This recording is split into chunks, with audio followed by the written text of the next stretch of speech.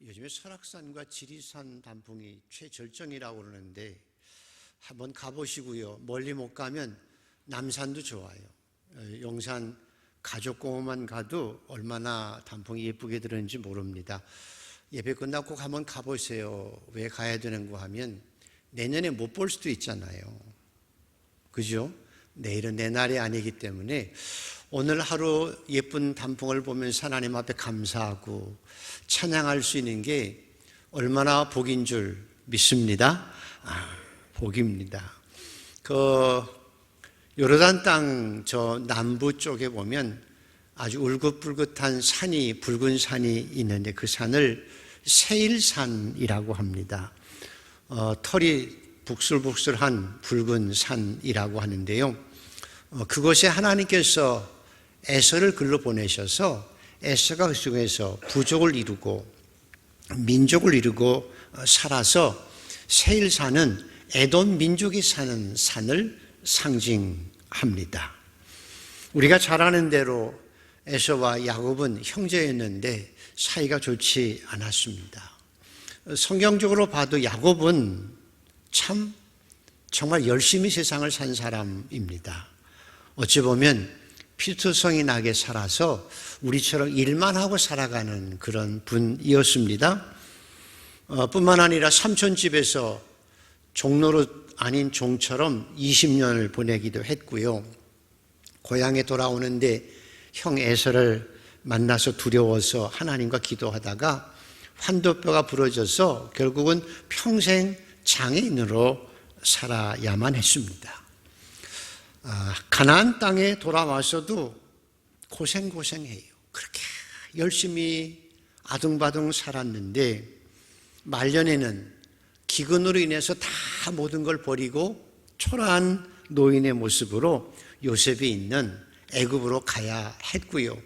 그 애굽의 바로왕 앞에서 늙은이가 뭐라고 고백하는가 하면 내 나이가 우리 선조들의 나이에 비하면 별거 아닌데 참 험악한 세월을 살았습니다 라고 바로왕 앞에서 고백할 수밖에 없었습니다. 그토록 하나님의 축복을 받기를 원했고 그렇게 아둥바둥 정말 열심히 살았는데 왜 야곱이 험악한 인생을 살았다고 고백할 수밖에 없이 그런 생애를 살았을까? 안타깝잖아요. 성경에 그 이유가 나옵니다. 엄마 뱃속에 있을 때 하나님께서 작은 자가 큰 자를 섬길 것이다 분명히 말을 했어요. 작은 자 야곱이 칭찬 존경을 받는다는 거지요. 큰 자가 작은 자를 섬긴다 그랬거든요. 그러니까 야곱이 복을 받아서 큰 자가 자기 형이 자기를 섬긴다고 하는 약속의 말씀을 받았으면서도 불구하고 그 약속을 믿지 못해요. 그 하나님의 약속의 말씀을 신뢰하지 못하고 어려운 지경에 있는 형에게 팥죽 주고 장자권을 사고요. 어머니 말에 따라서 털을 만들어가지고 아버지 앞에 가서 속이고 장자에게 줄 축복을 다 받아내고 맙니다. 그래서 축복의 사람으로 살아가야 되는데 사실은 하나님 앞에서 사람 앞에서 속이고 교활한 삶을 살았기 때문에 하나님의 말씀을 믿지 못하고 자기의 수단과 방법으로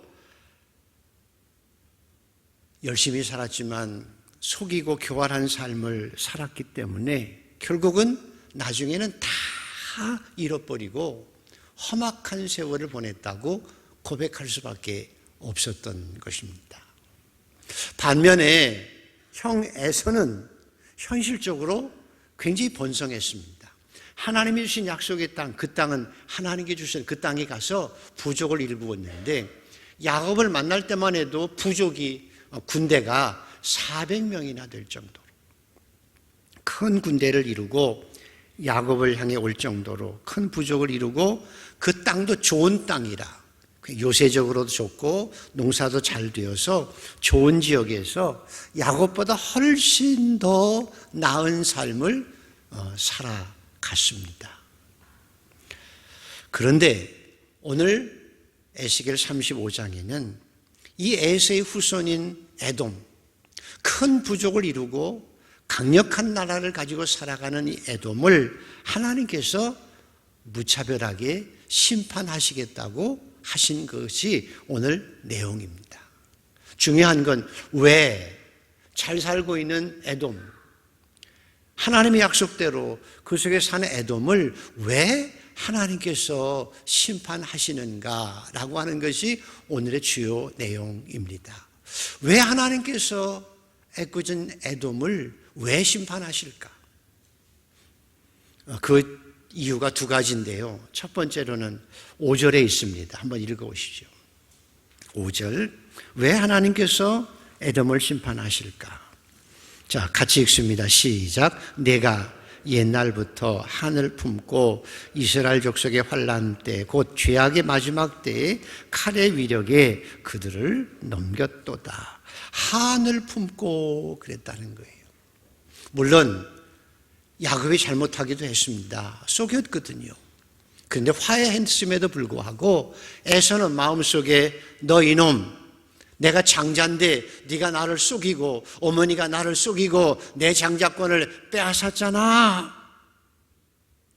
그 원한을 다 풀어내지 못하고 마음속에 꽁꽁 간직하고 나서 너 두고 보자, 내가 가만두나. 그래서 오래된 감정을 가지고 증오를 가지고 마음에 한을 품고 살았다는 거예요. 에돔이 하나님의 심판을 받은 것은 잘 살지 않았다는 것이 아니라 마음속에 한을 품고 증오심을 품고 오래도록 그 마음 가지고 야곱의 족속들을, 이스라엘을 대적하고 살았기 때문입니다. 한의 심리학이라고 하는 책이 있는데요. 거기 보면 한이라고 하는 것은 분통 터지는 마음, 복수하고 싶은 마음이라는 거죠. 누구나 사람에게는 분통 터지는 일이 있어요. 내가 잘못도 안 했는데 나한테 잘못이 뒤집어 씌워지고 뒤에서 누가 뭐라고 하면 분통 터지지요. 화가 나는 것 당연합니다. 근데 문제는 뭔가 하면 그 분통 터지는 것을, 그 미운 마음을, 악감정을 마음에 꼭 간직하고 두고 간직하고 살아가면 그것이 한이 되어지는다는 거예요. 중요한 건 한이 되면 어떻게 되냐는 거예요. 우리 마음에 악감정을 풀지 못하고 마음에 한이 되면, 우리 어렸을 때 우리 젊은이들은 잘 모르겠지만 전설자라 삼천리 뭐 그런 거 나오죠. 꼭 머리 푹 풀어 헤치고 피를 줄줄 흘리는 왜 귀신들 나오잖아요. 그게 뭐 때문에 그러죠? 한 때문에 그러잖아요. 그래서 한을 가슴에 품고 살면 귀신처럼 살아가고 귀신처럼 될 수밖에 없다는 거예요.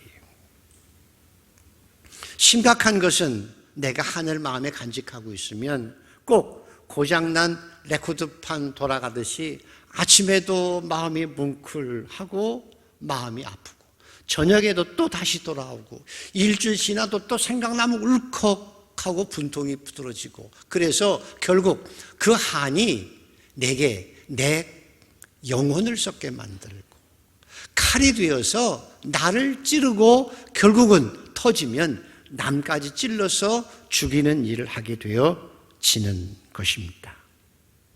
성경에도요, 가인과 아벨을 한번 보십시오. 아벨이 뭔 잘못을 했어요?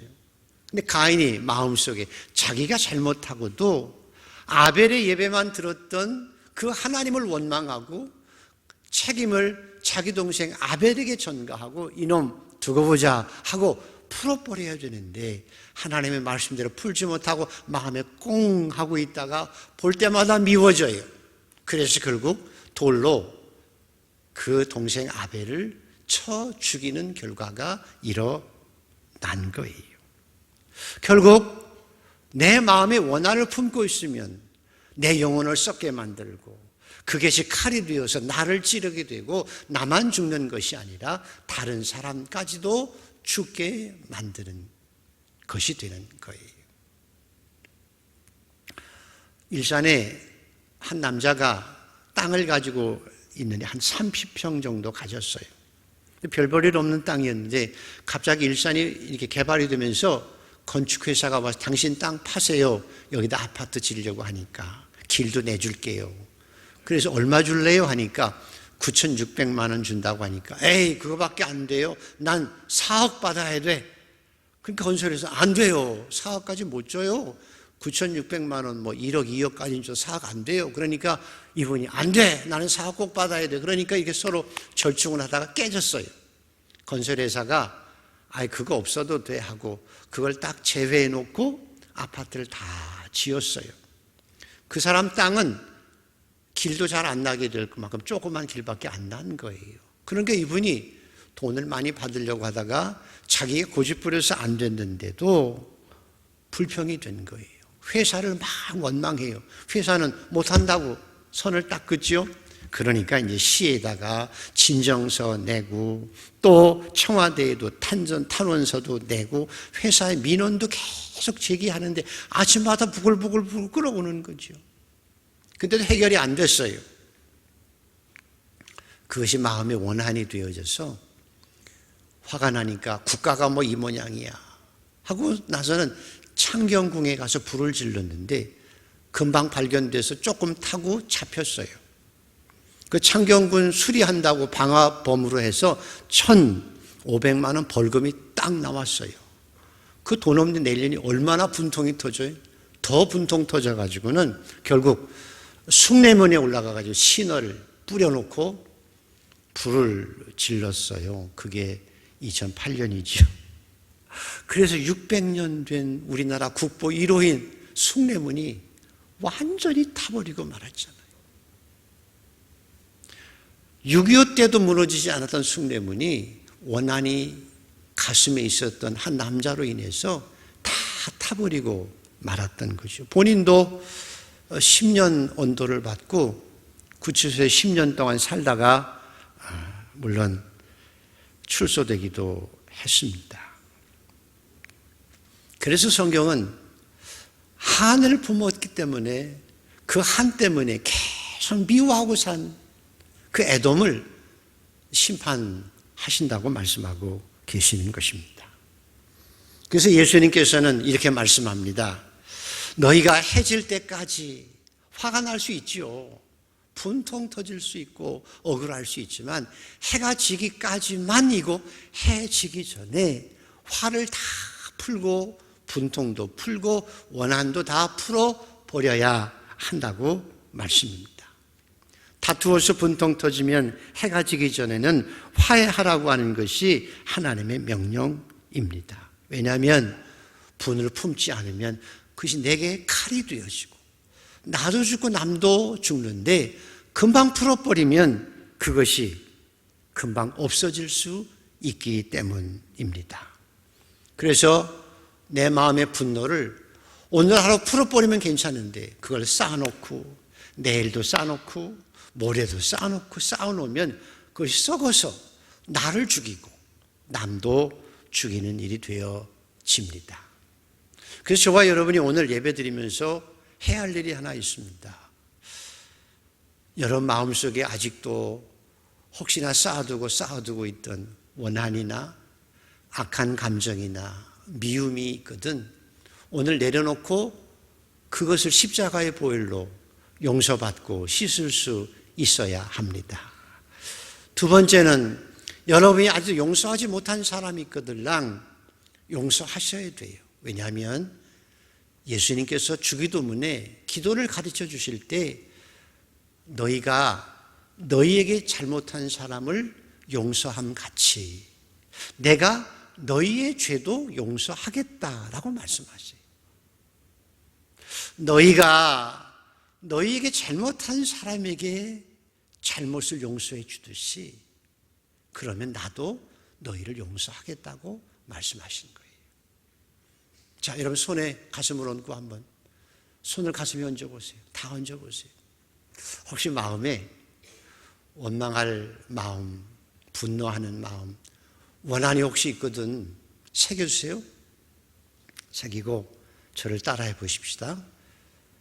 하나님, 제 속에 있는 원망과 분노와 미움을, 한을 십자가의 보혈로 제거하여 주옵소서. 아멘. 한 번 더 하셔야 됩니다. 하나님, 이제 제가 미워하는 사람 용서합니다. 나에게 악한 일 행한 사람 용서합니다. 아멘. 이제 저의 죄를 용서하여 주시옵소서. 아멘. 손 내리시고요. 그래야 우리 마음에 평안이 찾아와요. 아무리 교회를 많이 해도, 아무리 아둥바둥 인생을 살아봐도, 내가 아무리 능력 있다고 해도 내 마음에 미움과 원한을 간직하면 하나님의 은혜가 임하지 않아요. 심지어 예수님께서는 네 마음에 미움이 있느냐? 그 미움은 칼이 되어 사람을 죽이는 일이 되기 때문에 네가 미워하면 내가 너를 심판하고 너희를 심판하겠다고 말씀까지 하시는 거예요. 오늘도 사랑하는 한강의 성도 여러분, 주님께서 여러분을 용서하신 것 믿고 마음의 평화와 기쁨을 가지고 이 땅을 살아가는 저와 여러분 모두가 되기를 축복합니다. 한을 품지 않아야 돼요. 에돔은 다 좋은데 한을 품고 살아서 하나님의 심판을 받은 것입니다. 두 번째, 에돔이 심판을 받은 이유가 나옵니다. 자, 10절을 한번 읽어보시겠습니다. 10절 시작. 내가 말하기를 이 두 민족이 두 민족과 두 땅은 다 내 것이며 내 기업이 되리라 하였도다. 그러나 여호와께서 거기에 계셨느니라. 에돔은 늘 이렇게 얘기하는 거예요. 야곱, 네 장자권 뺏어서 네가 그 가나안 땅 차지했잖아. 근데 그거 다 내 땅이야? 근데 사실은 아니에요. 하나님께서 야곱의 후손들에겐 젖과 꿀이는 가나안 땅을 주셨고, 에서야 너는 요단강 동편 저 에돔 땅 그쪽에 가서 열심히 살아라. 내가 큰 복을 주겠다고 말씀하신 거예요. 근데 에서의 후손들은, 에돔 족속은 아니야, 이 땅도 우리 땅이지만 저 땅까지 내 땅이야 하고 털 찌쩍거리고 차지하려고 욕심을 내고 내가 저 땅을 차지할 거야, 내 땅이야 라고 했다는 거예요. 그래서 하나님께서 내가 거기 있는 건 네가 모르냐? 라고 말씀하신 것입니다. 심지어는 이스라엘과 유다가 아수르나 바벨론에게 침공을 당해서 고통당하잖아요. 막 위기에 있을 때 형제 나라인 에돔이 와서 도와줘야 되잖아요. 아무리 미워도 형제가 위기를 당하면 도와주는 게 이게 형제잖아요. 도와줘야 되는데 에돔은 반대로 저놈들이 잘됐다 해가지고 아수르하고 바벨론의 앞잡이가 되어서 우리가 길 잘 알아요. 지역 너무 잘 아니까 우리가 선발대로 갈게요 하고 도리어 자기들이 앞장서서 유다와 이스라엘을 침공하고 그 땅을 빼앗아서 자기 것으로 삼으려고 했다는 거예요. 욕심을 부리고 자기에게 분배되지 않는 것까지도 가지려고 해서 하나님의 뜻을 대적했다는 거예요. 그래서 하나님께서 에돔을 심판하신 것입니다. 오늘도 저라고 여러분이 신앙생활이 뭔지를 알아야 돼요. 신앙생활은 뭐냐? 신앙생활이란 하나님께서 주신 말씀대로, 하나님께서 주신 본분대로 살아가는 게 신앙생활이. 내가 욕심내고 내 뜻대로 이렇게 할 거야. 아니야, 내가 능력 있으니까 이것까지 차지해야 돼. 본분을 넘어서는 것이 아니라 하나님이 주신 말씀대로 내 본분을 지키면서 살아가는 것이 신앙생활이에요. 예를 들면 저는 남자로 태어났거든요. 남자는 남자로 태어나서 남자로 살아야 되고 여자는 여자로 살아야 되는데 어떤 분들은 난 남자가 싫어, 정신적으로 여자가 좋아 하고 성전환 수술해서 여자처럼 살아가려고 하고, 남자와 여자가 만나서 사랑하고 생육하고 번성해야 되는데 남자가 서로 만나고 여자와 여자가 만나서 살아가면 이게 자기 욕심을 가지고 하나님의 말씀을 어기고 하나님을 대적하는 일이 되어지는 거예요. 그래서 잘 사는 것 같아도, 잘 되는 것 같아도 그렇게 자기 본분을 잃어버리고 욕심내고 넘어서면 하나님께서 반드시 심판하신다는 말씀입니다. 교회에서도 마찬가지입니다. 목회자는 목회자로서 겸손하게 섬기고 살아야 되고, 장로는 장로로서 자기 직임을 섬기고 겸손하게 충성스럽게 살아야 되고요. 집사와 권사도 자기 직임대로 본분을 다하고 살아가는 것이고, 그것을 넘어서서 이것저것 참견하고 넘어서는 것은 하나님을 대적하는 일이 되어지는 것입니다. 저와 여러분은 그래서 하나님이 주신 복, 사명을 따라서 청지기로 이 땅을 살아가는 게 신앙생활이에요. 청지기로 살아야 돼요. 여러분의 시간도 그리고 탤런트도 물질도 다 하나님이 주신 것으로 믿으시는 분은 아멘. 이게 믿어져야 청지기로 살아가는 것이고 신앙생활 제대로 해요. 그래야 교만하지 않고 섬기며 살아갈 수 있는, 왜? 하나님께 다 주신 것이기 때문에. 물질적으로도 여러분이 신실한 청지기로 살아야 합니다. 어떤 분들은 11조를 드리면서 헌금했다고 하는데요, 11조는 헌금 아니에요. 그건 하나님 것이에요. 11조는 하나님의 것이기에 하나님께 마땅히 당연히 온전하게 드리는 거고요. 두 번째로는 예배를 드릴 때나 절기를 따라서 첫열매와 헌금을 하나님 앞에 헌물을 드리는 거예요. 그래서 감사가 넘치게 되고 하나님의 축복의 통로로 재물을 사용하게 되어집니다. 저와 여러분이 가장 깊이 컨선해야 될 것은 물질의 청지기가 되어야 합니다. 왜냐하면 오늘 이 에돔처럼 자기 땅에서 열심히 살면 되잖아요. 근데 하나님께서 딴 사람에게 준 것까지 넘보고 그것까지 차지하고 하려는 욕심 때문에 하나님의 심판을 받은 것처럼 내게 주신 복이 있으면 그걸 가지고 청지기로서 아름답게 살아내야 합니다. 성경에는 예수님께서 돈 때문에 망한 사람을 얘기하고 있습니다. 여러분은 돈이 축복의 통로가 되고 나중에 하나님께서 상급을 주시는 것으로 하늘의 보물을 쌓아두는 복된 물질들이 되기를 주의 이름으로 축원합니다. 제가 철이 일찍 들은 게 뭔가 하면 목사가 됐기 때문에 그래요. 언제 철이 많이 들었는가 하면 목회자로서 장례식을 많이 치르잖아요. 장례식을 많이 치루어요. 그래서 젊은 시절에 철이 빨리 들었어요. 장례식에 가보면 우리나라 재벌도 장례식을 해봤고요. 우리 노신영 총리께서도 장례식 제가 했어요. 그분들 보면 그렇게 화려하게 명예스럽게 부자로 살아도요, 장례식에 가서 나중에 보면 다 빈손으로 가요. 다 빈손으로 가요. 하나님의 말씀이 맞아요, 여러분. 한 줌의 흙에 와서 인간은 한 줌의 흙으로 가는데 장례식 때 보면 이렇게 화장장에서 한 줌의 흙 딱 한 줌밖에 안 나오잖아요. 그런데 그것도 요즘에는 이게 물에 뿌리는 분도 있고 또 수목장이라고 해가지고 나무 밑에 심으면 그것도 없어요. 하나님의 말씀대로 빈손으로 와서 빈손대로 가는 거고 한 줌의 흙에서 와서 한 줌의 흙으로 가는 거예요.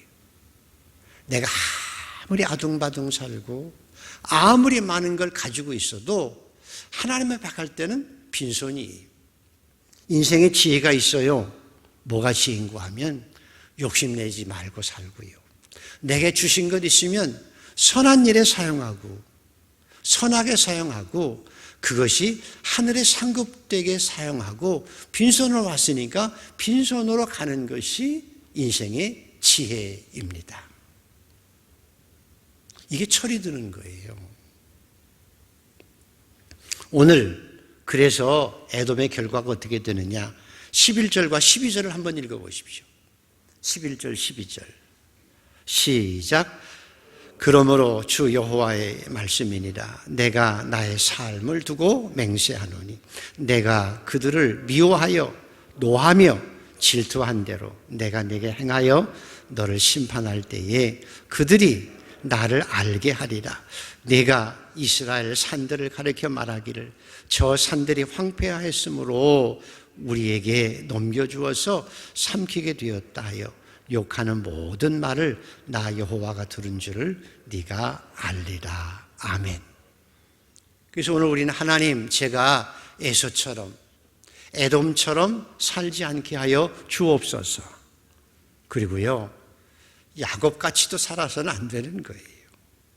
하나님의 말씀의 약속을 믿고 감사하고 청지기로서 상급이 있는 삶을 살아갈 수 있는 여러분 모두가 되기를 축복합니다. 그래서요, 우리 마음에 한도 품고 욕심내서 우리 자신을 벗어나서 교만하고 살아가서 심판받고 나도 망하고 남도 망하지 않고 정말 하나님의 백성으로 복 있게 살아가는 방법을 성경이 말씀해요. 자, 성경을 찾아보셔야 돼요. 로마서 12장 다 찾아보시죠. 로마서 12장. 하나님의 사람들은 어떻게 살아가야 되나? 로마서 12장 14절에서 21절까지를 찾아보셔야 합니다. 로마서 12장 14절 찾으셨죠? 자, 마음을 새겨가며 천천히 같이 봉독해 보겠습니다. 시작. 너희를 핍박하는 자를 축복하라. 축복하고 저주하지 말라. 즐거워하는 자들로 함께 즐거워하고 우는 자들로 함께 울라. 서로 마음을 같이 하며 높은 데 마음 두지 말고 도리어 낮은 데 처하며 스스로 지혜 있는 채 하지 말라. 아무에게도 악으로 악을 갚지 말고 모든 사람 앞에서 선한 일을 도모하라. 할 수 있거든 너희로서는 모든 사람으로 더불어 평화하라. 내 사랑하는 자들아, 너희가 친히 원수를 갚지 말고 진노하심에 맡기라. 기록되었으되 원수 갚는 것이 내게 있으니 내가 갚으리라고 주께서 말씀하시느니라. 내 원수가 줄이거든 먹이고 목마르거든 마시우라. 그리함으로 내가 숯불을 그 머리에 쌓아 놓으리라. 악에게 지지 말고 손으로 악을 이기라. 아멘. 어떤 말씀이 가장 마음에 와닿으십니까? 줄줄이 다 들어오죠. 여기 할 수 있거든 너희로서는 모든 사람으로 더불어 평화하라. 이런 얘기입니다. 인생을 살아가는 동안 미워할 수밖에 없는 사람이 있지요. 뒤에서 괜히 교활하게 이상한 얘기하고 뒤에서 나쁘게 말하고 나를 괴롭게 하는 사람이 있지요. 그럼 분통 터지잖아요. 그렇게 미워할 수밖에 없고 미워했던 사람이 평소 때는 어떨 때는 아유 죽었으면 좋겠다 저거 그렇게 미워할 수 있는 사람이 있었는데 지금은 없죠. 지금은 안 되고요. 있었는데 어떻게 공교롭게도 그 사람이 교통사고가 나서 중상을 입고 병원에 입원했어요. 그럼 어떻게 해야죠? 그 어떻게 해야죠? 성경에는 할 수 있거든 의지적으로 너희들은 모든 사람으로 화평하라고 하는 말은 그 소식을 들으면 찾아가야 된다는 거예요. 일부러 찾아가서 너무 힘들겠다고 위로하고 축복하고 기도하고 봉투 하나 만들어서 주면서 혹시 도움이 되면 치료하는 데 도움이 되라고 봉투 하나 놓고 그리고 와야 한다는 거예요. 그래서 선으로 악을 이겨가는 것이 이게 그리스도인이다. 그리고 하나님 앞에 축복받은 삶이다 라고 말씀하고 계시는 것입니다.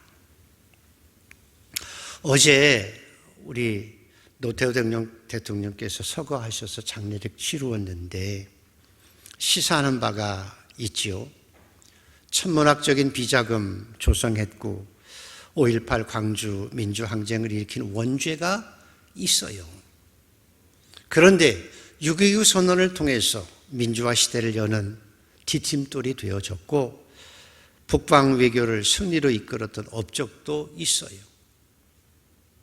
그런데 국장으로 엄수하게 된 이유 가운데 가장 중요한 것은 그런 공과를 넘어서서 이분이 20여 년 동안 병상에 있으면서도 몇 번이나 광주에 가서 자기 과오를 사과하려고 했고 그 아들이 매년 광주를 찾아가서 정말 죄송하다고 깊이 사과하셨다는 것과 두 번째로는 2769억인가요? 그 돈을 16년간 하나하나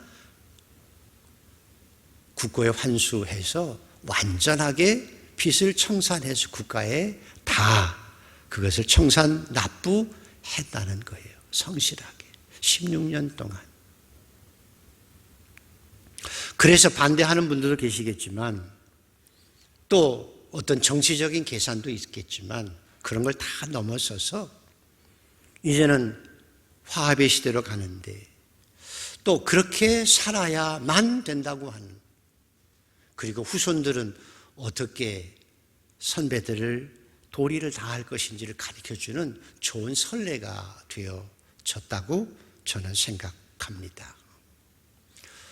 그래서 예수님께서는 너희가 원망 들을 만한 일이 생각나거든 예배를 드리러 오다가 이거 내가 원망 듣겠는데 라는 말이 마음이 만약 생각나거든 돌아가라. 가서 화해하고 돌아와서 예배를 드리라는 거예요.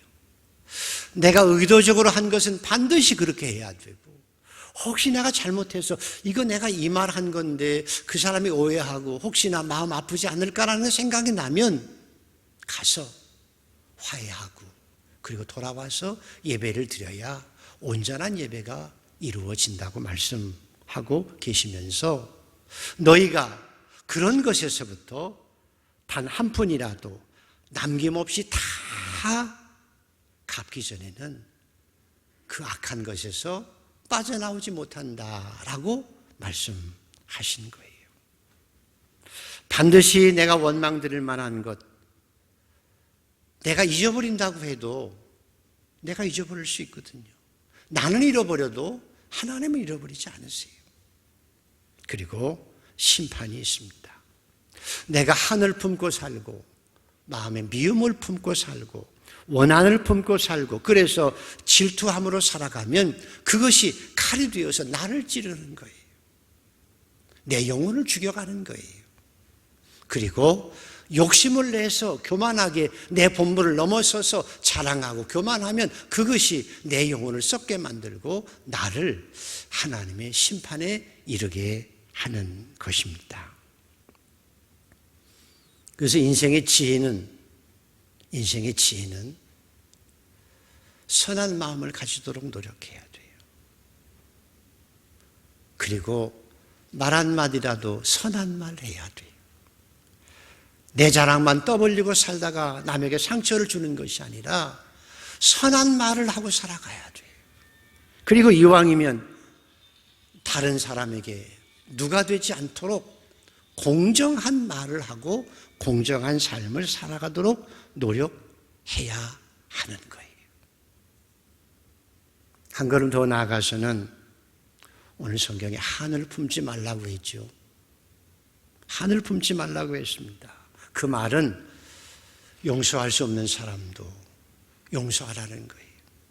스데반처럼 예수님처럼 하나님 저들이 그 죄를 알지 못합니다. 저들의 죄를 용서하여 주옵소서. 그리고 대신 축복하면 그것이 하나님께서 원수를 갚아주시는 일이 되어지기 때문에 그래서 그리스도인은 선으로 악을 이겨가는 존재가 되어지는 것입니다. 얼마 전에 순천을 다녀왔는데요. 순천에 손양원 목사님 생가와 그 기념관이 있어요. 한번 가보시면 좋아요. 자기 아들을 죽인 공산주의자를 아들로 받아들여서 목회자로 만든 그 손양원 목사님과 같은 신앙의 선배가 우리나라에 우리 신앙의 선배로 존재한다는 것이 얼마나 감사한지 몰라요. 그게 신앙의 길이에요. 그래서 우리도 조금씩 모자라지만 그렇게 되도록 노력해 가야 해요. 하나님께서 무슨 큰 일을 원하시는 것 아니에요. 말씀으로 천지를 창조하신 분이 우리가 일을 해야 얼마나 많이 일을 하고 잘나야 얼마나 잘나겠어요. 중요한 것은 우리 안에 사랑을 가지고 섬기며 주님의 뒤를 따라가려고 노력하는 그 모습. 그래서 힘들지만 손으로 악을 이겨가는 그 모습일 때 하나님께서 기뻐하시고 이것이 천국 공동체가 이루어지고 이렇게 살아가다가 우리가 천국으로 가게 되어지는 것입니다. 오늘 종교개혁주일인데요. 종교개혁주일의 의미가 그거예요. 주님께서 은혜로